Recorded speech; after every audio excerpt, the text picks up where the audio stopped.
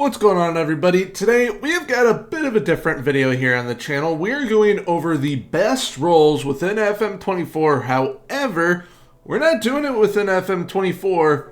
We're going to do it on a tier list. So every single role that is within FM24, we are going to be ranking essentially from the worst ones to possibly use to the S tier, which is essentially, as we all know it, the meta roles for your tactics. So when looking at the tiers, which was D, but I changed it to situational just because I think that better describes what the roles will be within that tier. It's those ones that it's like, all right, dependent upon what league you're in or what you were trying to do within a game, those are kind of going to be the roles that you are then going to use right there. But then we've got C, B, A, and S. C will probably be the most mediocre of the mediocre ones, and then S will be the best of the best. And how I plan to go about this is go from goalkeeper on out. So we will be going from the goalkeeper roles all the way up to the striker roles. And now without further ado, let's go ahead and get right into this list. All right, so off the rip, we have got goalkeeper and sweeper keeper. For me, sweeper keeper is most definitely an S tier type role. It is most definitely the better one to utilize.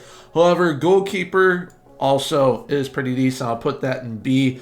It is essentially when you have a goalkeeper that you do not trust playing about with the ball, that is the role that you end up using. And they still do an absolutely fantastic job. They're great shot stoppers.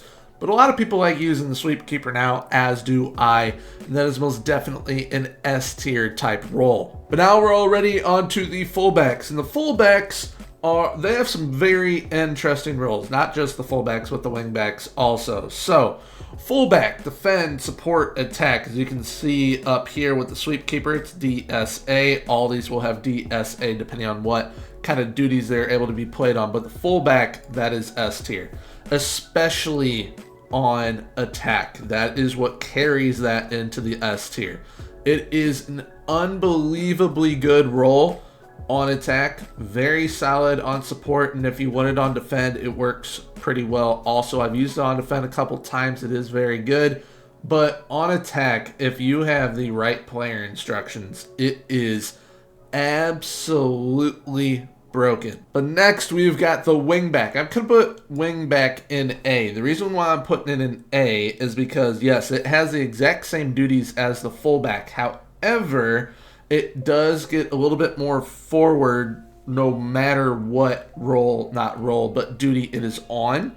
So fullback does take the cake with that one. But I mean, wingback on defense, support, or attack, pretty solid as well, especially on support and attack. Then we've got the complete wingback. I'm probably going to put that in B. The reason why I'm putting it in B is because it is only on support or attack, and it is like, I would say on support a 60-40 split of like defense and then attacking, and then on attack it's about an 80-20.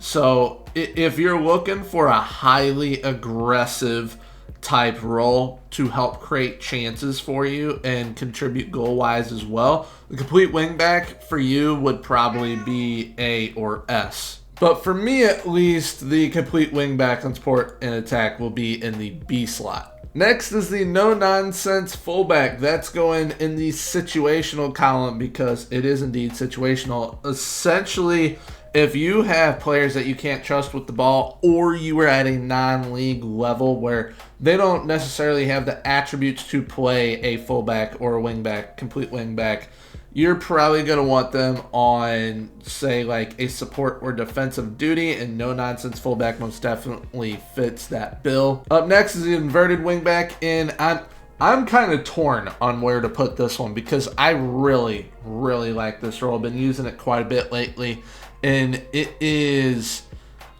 for me personally, I think it is S tier. For a lot of people, it would probably be A tier.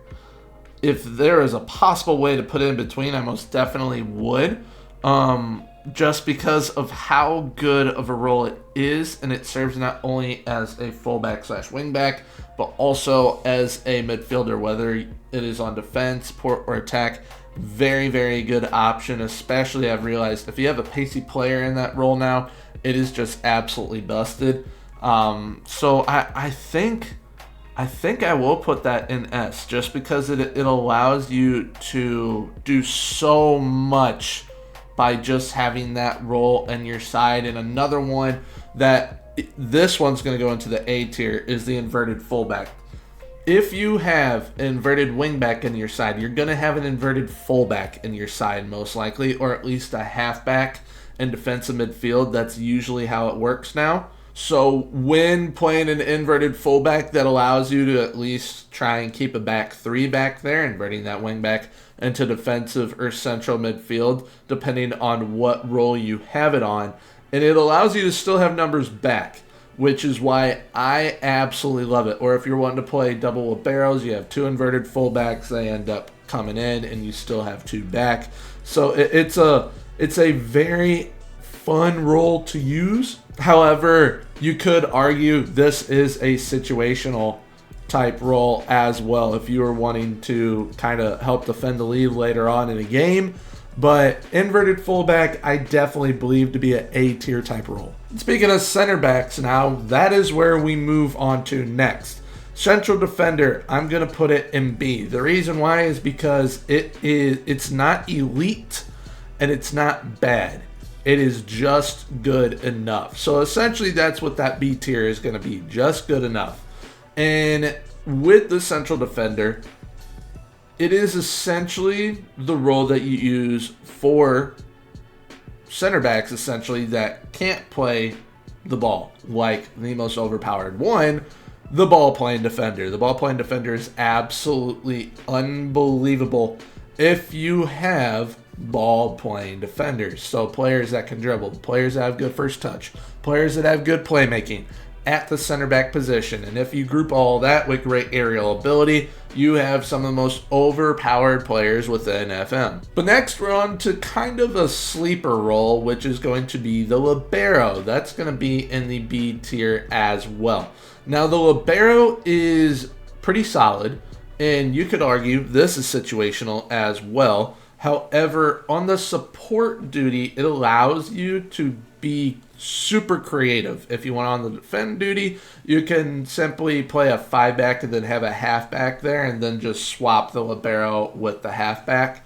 But it is a very, I guess, diverse role is the best way to put it, because you can have a center back there that is actually a pretty good ball playing defender and you just want them further up and being a bit more impactful, or you can have someone that is an incredible ball winner and you want them in defensive midfield instead of whoever would be in your halfback position. The next situational role is the no-nonsense center back. The no-nonsense center back, no-nonsense fullback, they are essentially the same thing. If you were playing non-league or you have players that just are not that great yet, no-nonsense definitely works. A couple years ago when I was doing a non-league save, I had both of my center backs on no nonsense, and it actually worked very, very well, and it helped me get promoted a couple times. But then eventually you have to start switching to a central defender, to a ball playing defender, to whatever kind of floats your boat, because you can't just rock this the entire time.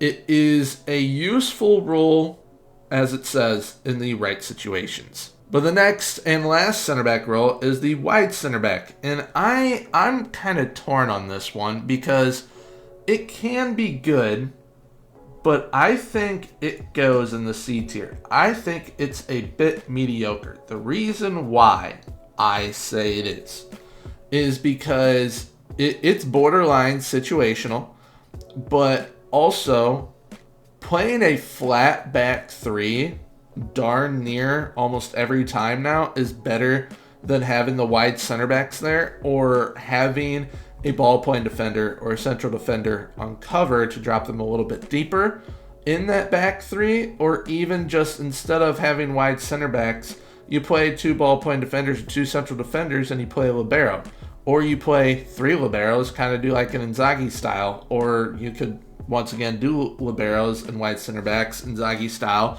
but then that goes with situational for both of those roles if that is the situation you're trying to put your side in.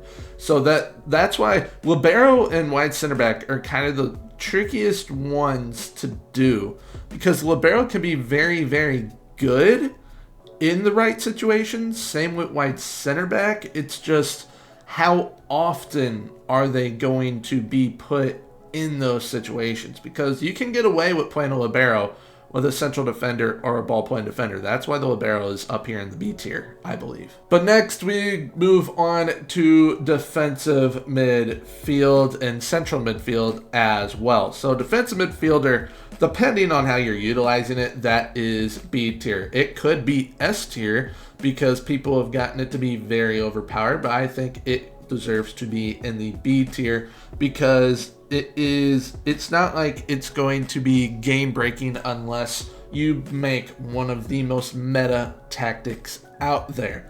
It will do a job for you, but there are much better roles in defensive and central midfield. When we move on to the anchor, that is going to be in the C tier. If you are wanting someone to just hold down the fort, that's a great role to use. But how often are you wanting that? Not really that often, and there is a better role to have than an anchor as well. But now we move on to the halfback. That goes in the B tier. Halfback allows you to essentially not have to play an inverted fullback, but also allow you to have numbers back at all times. So if you're wanting to implement a libero, you can, and then you drop the halfback down into a back three. If you're wanting to have two wing backs, two fullbacks on like support or attack and have them move forward, overlapping and whatnot, you can have that halfback drop down. If you want double inverted wing backs, you can have that halfback drop down. It allows you to keep numbers back, and having numbers back has been very important this year in FM because not only do we utilize it as the human managers, but a lot of the AI managers utilize keeping three back as much as they can. Next up is the Regista, and I think the Regista also goes into the C tier because there's two other rules simply that are far better than it. And I think with the Regista being an aggressive deep line playmaker, it's an awesome role to use, especially if you're trying to build a classic type tactic.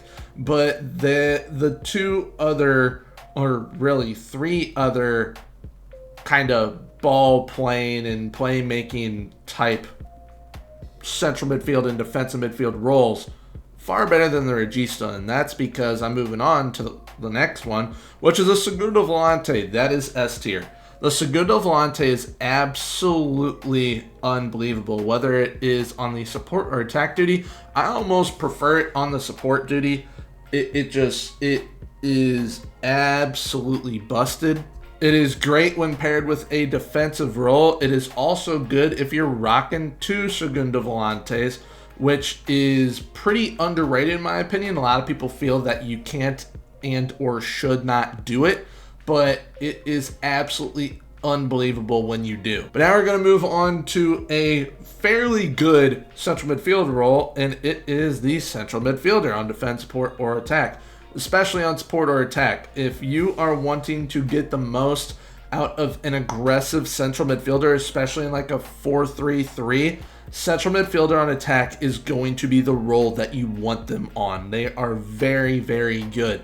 But a role to kind of pair with the central midfielder on attack and defensive midfield, or once again in defensive midfield with a Segundo Volante, that I think is probably borderline the best role, and no one talks about it enough, is the ball-winning midfielder, specifically on support. And if you have a ball-winning midfielder that is a great ball winner, a decent enough ball winner at least, that can also move about the ball and be a playmaker, that is the most broken player in your save. If you can land that, a ball-winning, ball-playing defensive midfielder or central midfielder, preferred in defensive midfield though, then that is going to be one of the best and most influential players within your side, in your save, and within the save as a whole. That moves us on to another playmaking role that is very good, just not in the S tier for me. It is the deep line playmaker.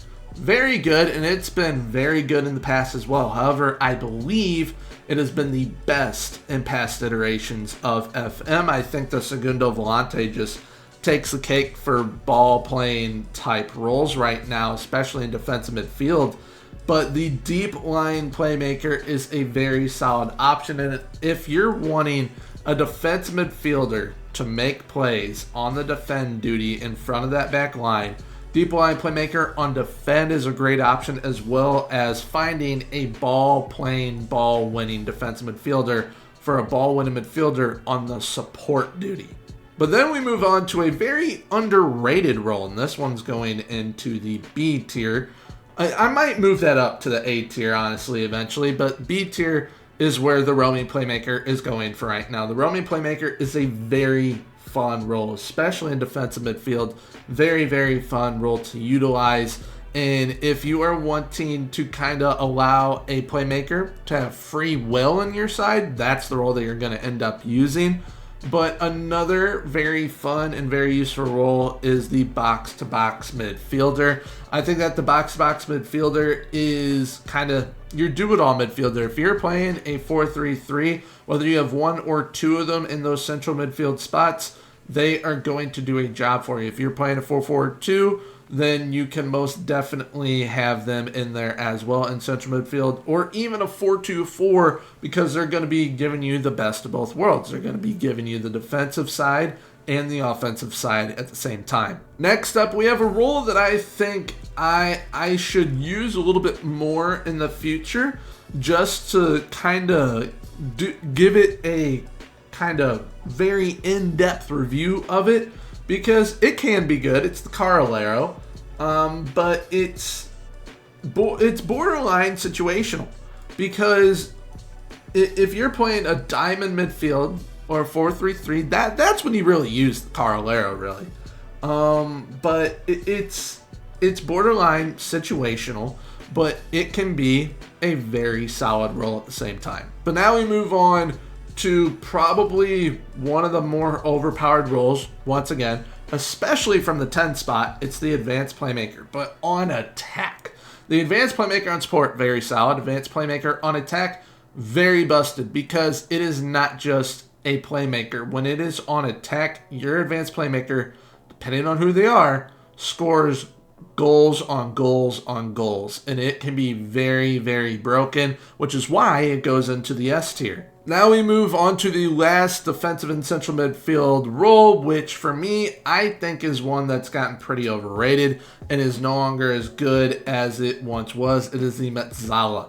I think that if you are wanting your central midfielders to do a job for you, and also go out wide, say you're playing inverted wingbacks, but you want them to be on attack duty, they'll more so be in that central midfield area than the defensive midfield area, and they will most definitely need someone to cover them width-wise. And if you are not playing wingers and you're playing like an inverted winger or an inside forward, then having Mezzalas in your side will definitely benefit you for sure.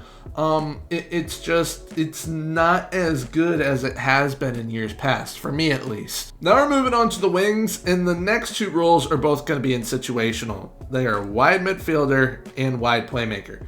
If you are wanting to utilize some different roles that aren't super overpowered but can do a job for you and be pretty interesting roles for you as well, wide midfielder and wide playmaker, very fun roles to try out. It's just, I wouldn't put them in C, B, A, or S, because it's when you are wanting to try something different. It's not like they're absolutely unbelievable. They can do a job for you, but they aren't even mediocre. It's just, okay, if you have someone that is a really good playmaker and they are able to be a right or left midfielder, and you want to try them out in the wide playmaker role, that's kind of when you use that role. Same with a wide midfielder. Next up, we've got defensive winger, which I'm putting that in the B tier. I think that it gives you some pretty solid foundations defensively. It can be very overpowered in the right systems as well, but it's nowhere near as overpowered as an FM23. And FM23 is an unbelievable role to have, but I think now in FM24, it can still do its job, but it's nowhere near as overpowered as it once was. We then have the winger, which the winger either in right or left midfield or right wing, left wing, Very solid role, and you can kind of customize it to your heart's desire. If you want to kind of instruct it to play like an inverted winger, then dope, or even an inside forward with the right players, then awesome. But it is a very good role, not at the S tier, but it is a very good option. Now, a role that has really started to grow on me and move its way into the S tier is the inverted winger, but also the inside forward we know is already going to be there, so we'll just cover them at the same time. The inverted winger, very, very good, very fun role to use, and with the right players, they become absolutely busted. Inside forward, they are wide strikers, and if you can have the right players there, then your side's going to be unstoppable. We're now back to doing some situational roles, which is wide target forward and the Raumdeuter. The wide target forward is if you got a big oaf out wide and you're kind of wanting to utilize them like a target forward just out wide. It's very situational because I don't see all that many people use it. I've tried it though, and it can be good if you're trying to abuse the aerial ability of that player. But then when you move on to the Raumdeuter, it's when you are wanting someone that you don't really care what they do essentially. They're just going to do a good job, and you don't want to necessarily use them as a winger, inverted winger, inside forward. You then use them as a Raumdeuter and just allow them to do whatever they want essentially. But now we move on to the 10 spots. The attacking midfielder, S tier, Enganche. C, Trequartista. C, Shadow Striker. Can I grab you? There we go. S. So, very different for that area because the Enganche and the Trequartista, not a huge fan of them. The Trequartista can also be used as a wing, can also be used up top as well. They have like no defensive responsibility. That is essentially your Neymars of the world. Someone that is very good offensively, very dribbly, and they can get away with it. So if you have a player like that, feel free to use it, but it's not one of those A or S tier type roles. The Enganche, I've used probably more than I should this year, but it can definitely be a great playmaker for you. It's just not on the levels of a advanced playmaker, of an attacking midfielder, of a shadow striker, which the attacking midfielder and shadow striker are both absolutely unbelievable. The attacking midfielder, you can mold into whatever you want them to be. The shadow striker, though, is the second striker, and they, with the right player, are the most dangerous person in your side. If you can have a tactic that is a 4-2-3-1, that is, with the ball-playing defender, segundo volante, ball-winning midfielder, and shadow striker all in there, that you don't need to do anything else. The rest of your save. If you have those four roles in that tactic, you are golden. But now we are on the striker roles, and I am actually just going to throw all these up there like I did with the 10 spot. We've got the pressing forward, which is a very solid role. The false 9, which I don't know why it's not dragging now. False 9, highly underrated. Then we have got the deep line forward, same thing there. Complete forward, target forward, which is situational, just like the wide target forward. Same with the poacher, and then we all know where the advanced forward's going. That is going in the elite tier. So let's cover these from bottom to top. We have got the target forward in the poacher. Situational. If you are in the lower leagues, poacher most definitely going to do a job for you, because a lot of those guys that are down there as strikers in non-league and whatnot, they essentially can only focus on scoring goals. They can't create like the other roles. Target forward, if you have a big oaf up top that you want to use and abuse, definitely do it. But not everyone has those strikers, which is why I have that down in situational. Complete forward, very solid, but unless you have someone that's Harry Kane or even a Paulo Dybala, I wouldn't really recommend using it because it's someone that can literally do everything for you. Then we have got the pressing forward, false 9, deep line forward. I like all three of these roles a lot. false nine and deep line forward have really grown on me recently. The pressing forward I've always liked, especially I think it's the most underrated way to use it on support. Attack, solid. Defend, never used it, but it might be good. But the pressing forward on support is unbelievable because of how they play. They have absolute disregard sometimes for wanting to score goals. They're just going to do absolutely everything that they can to help your side score a goal. So if they lose the ball, they're going to trek back, win the ball, move the ball off, and then try and get back in position to score a goal if your team hasn't already scored from that play that they made. Pressing forward on attack, also pretty good, especially for a gegenpressing type system. False nine, deep line forward. I would say the false nine it can be situational depending on the player, but the false nine is so good that you need to give it a try. If you have not, definitely give the false nine a try. The deep line forward and a double deep line forward attack, saying a 4-4-2, it's busted.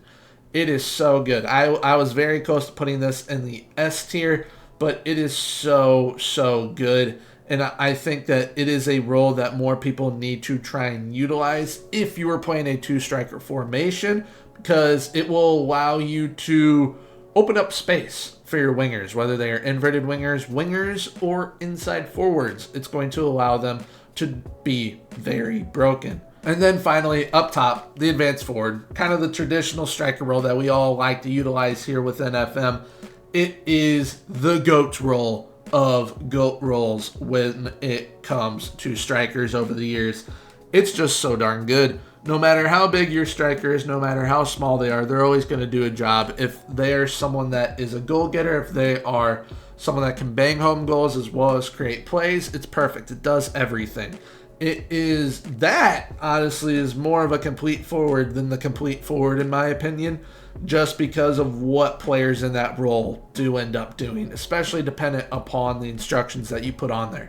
All right, so being that the advanced forward was the last role that I needed to cover there, I did move some other roles around, and I think that this is probably now the most accurate, at least in my opinion, representation of all the roles. So I moved the target forward from situational to C, and then I moved the defensive midfielder up to the A tier, which I think this is as good as it can get. I think that this is a very good representation of essentially what the best roles are.